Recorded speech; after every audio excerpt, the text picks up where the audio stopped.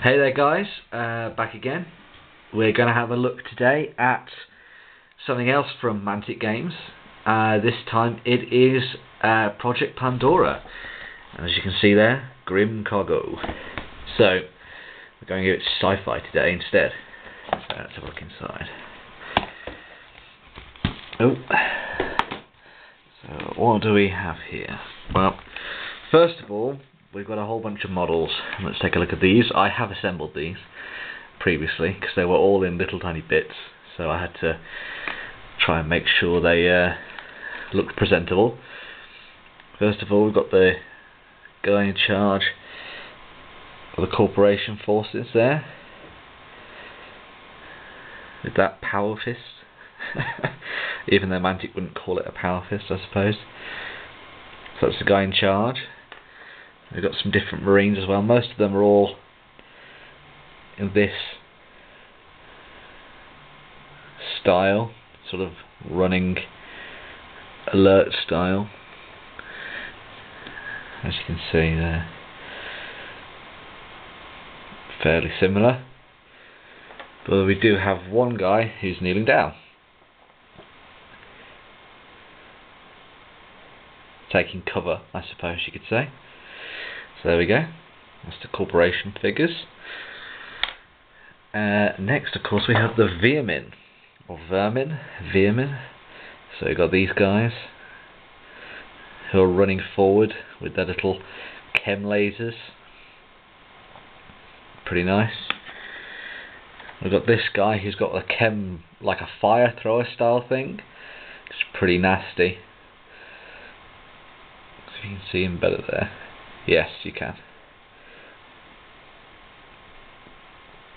Not bad.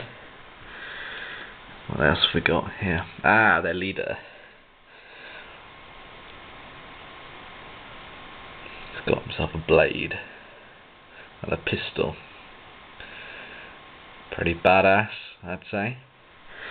Now, in terms of putting them together, the corporation figures were alright. I mean, this guy was fine, but this guy, for example, the kneeling down guy, took a long time for me to get his arms right.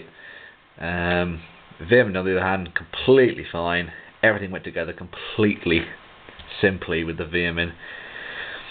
It's basically just like a little bit of a slotting exercise, and it gets everything in place really, so perfect stuff for them. Of course, next up, tiles and tokens and stuff. Now, these don't come in baggies. I've put them in baggies myself. But as you can see, we've got some basic white D6. And then we have tokens.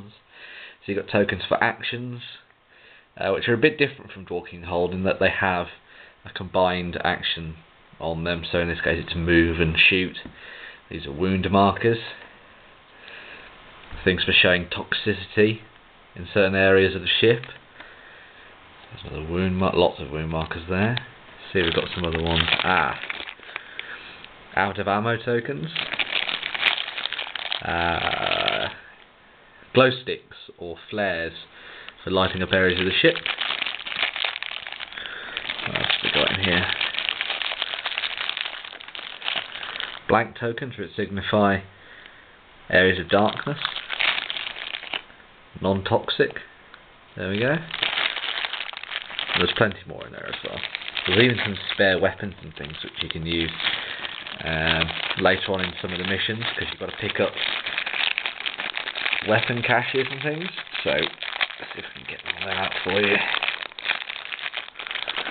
There we go. So there we've got like a assault rifle, maybe shotgun style thing. Pretty cool. Got the tiles themselves going around this ship. Some really cool designs once again with these. Really makes it look like the inside of a shattered ship. We've got some cargo docks there. Very nice. Massive large template with all the girders and things. So you can just imagine the Veer-Myn popping out from under these. making a run for it, charging down at the Corporation troopers. And last but not least, we have the rules. As I said before, the rules in this are a little different.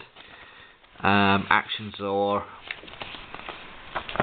a lot more combined, I'd have you say, since most of it's done through shooting rather than combat. You've got things like cover, reaction fire orders, sort of like the things you'd seen in Overwatch through Space Hulk. Facing's fairly done the same. Dice mechanics too are pretty much the same as in Dwarking's Hold. You match off against the highest to lowest and resolve it to your armour scores. Shooting line of sight and things like that are all worked in. Fighting in close combat's fairly similar, as in you can't hurt yourself when you're the one doing the attacking, which I forgot to do for a long time in Dwarf King's Hold, so all my doors kept dying.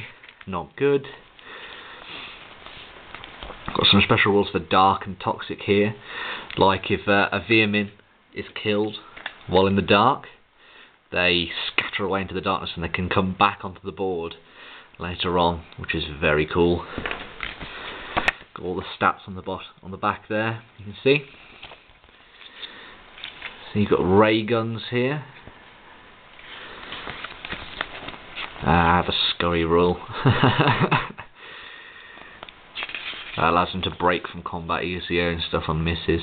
Got things like crates that mean that things explode, stuff like that. And then we've got the scenarios, as always. So we've got the Yodobashi Maru, which is the first one. And this is sort of like the testing ground for the Corporation troopers before they went into the map. So these guys, under this guy's command, are basically training to kill Veer-Myn in this sort of styled scenario where all the Veer-Myn are actually like holograms. So it's a bit like the Danger Room from X-Men in a way. And then we've got obviously a few more scenarios there. Got 6 in total. Look at that one. It's pretty powerful. Powerful stuff. Special rules and things like that as well.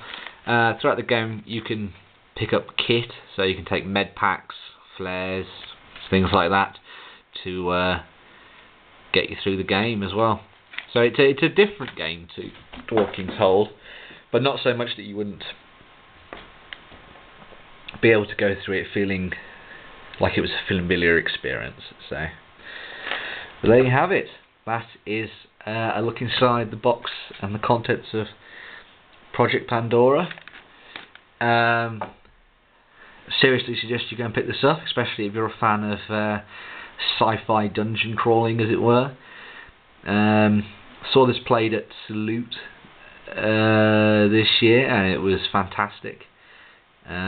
Lots of really cool fun being had with these models and stuff. So, I mean, just like anything else from Mantic Games, these can all be the starter towards either a Corporation army or a Veer-Myn force. I mean, you get a fair amount of models in here. It's slightly more expensive than Dwarf King's Hold, but I wouldn't let that put you off. You've got some high quality figures and some great gameplay to be had, really. So there you go, guys. Project Pandora, Grim Cargo. Go and pick it up.